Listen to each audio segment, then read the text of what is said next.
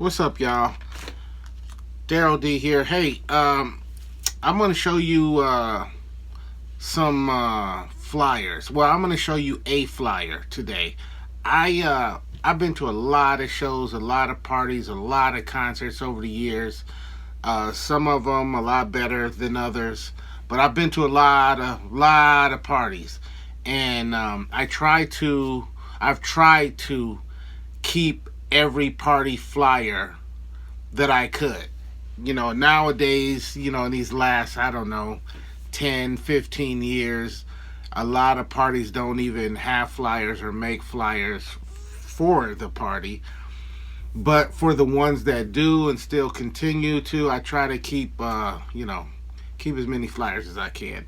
Anyway, I started going to concerts in 1986. And being a DJ, of course, there's been a ton of flyers that for parties I've DJ'd at, clubs I've DJ'd at, concerts I've DJ'd at, so on and so forth. I have so much to show you, and I'm going to be making videos like this on a regular basis where I'm going to show you these cool flyers from these parties I've been to. Most of these flyers are from something related to rap or rap music in some capacity. But I have some other cool stuff. Now, as far as the actual concerts, today I actually want to show you, I guess you could call it an R&B flyer or maybe a funk soul flyer. I don't know. You tell me what you think. But this was a really cool party. I had to pull out one of my flyer notebooks. I have several. Oh, here we go, right here. So this was a party. I don't even know if the year is on here. This was quite a while back. This was probably, I don't know, at least 15 years ago, something like that. Where Blowfly, you know who Blowfly is? Okay, AKA Clarence Reed, was on tour. Now I've never seen Blowfly in concert before. I've had very few of his records. I'm trying to think. Very few. I don't think I have any at this point. But if you know anything about Blowfly, you know he's quite a character. So when I found out that he was coming to town, I had to go. But what is even more exciting about that is that he was touring with Dolemite. Can you believe that? And Rudy Ray Moore. I mean, Blowfly and Rudy Ray Moore on the same ticket. It was absolutely, just the thought of that is crazy, that these two powerhouses were on this show. Me and my homeboy Jeff went down there. It was at this venue here in Phoenix called the Rhythm Room, which isn't a huge spot. It's basically a bar, with a big dance floor. And when they have acts in there, they take the dance floor and they use the dance floor as the actual stage, if you will. So like the band was set up there right there on the dance floor, and then all of us were kind of sitting, Now they have had it to where they've had chairs on so much of the dance floor, and then the band is kind of all the way up against the opposite wall. That's more so for shows that you're going to just sit there and listen. But not that anybody was up and dancing on this show. They weren't. But that's just how they had it set up that time. So it was like the band was towards the back, and the rest of the dance floor was for, the artists. So I can say this to you, like, one of the first it was just so cool just to see these two mega superstars that were like in their heyday when I was just a kid, a young guy.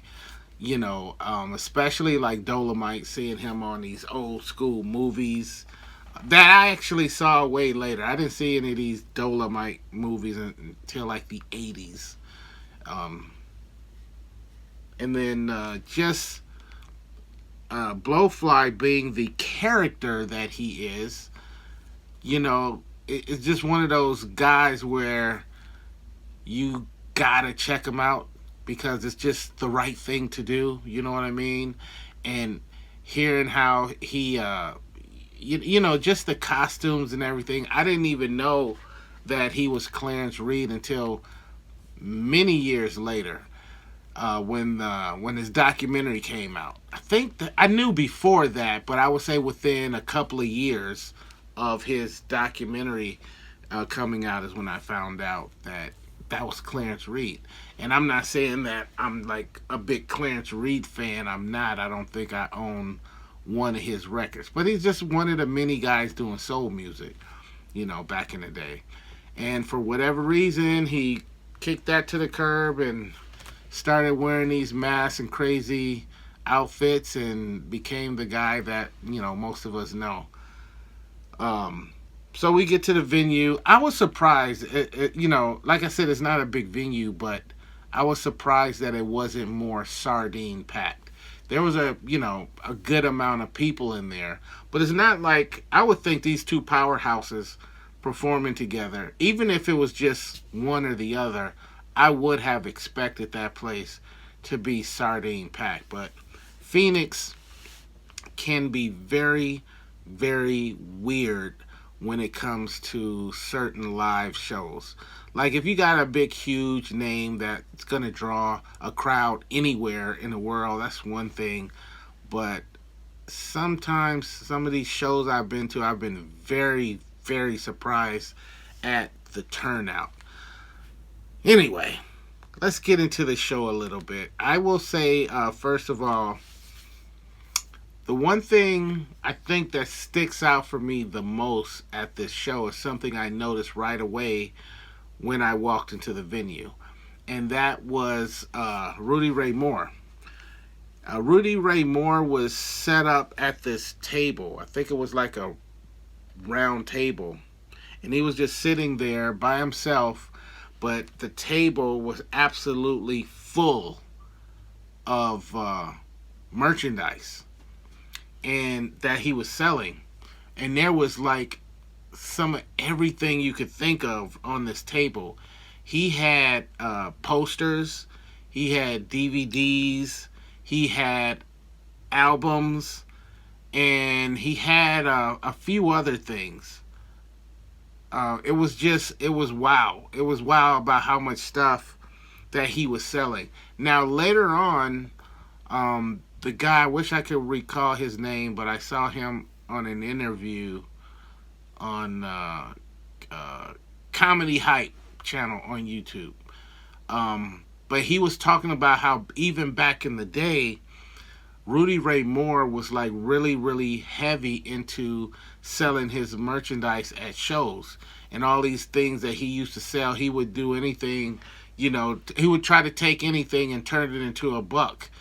And in addition to like normal stuff that you would see people should sell T-shirts and all of that kind of stuff, he would just sell all these different things. Like for instance, on that interview, I saw how, or the guy was explaining how he would go out like to the flea market and he would buy these cheap ashtrays. Remember when people used to buy ashtrays?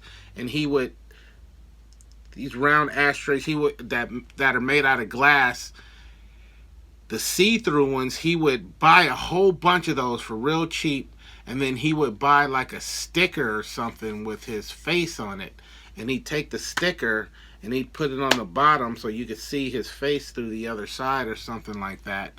And now instead of having a regular ashtray, you'd have a Dolemite ashtray or something like that.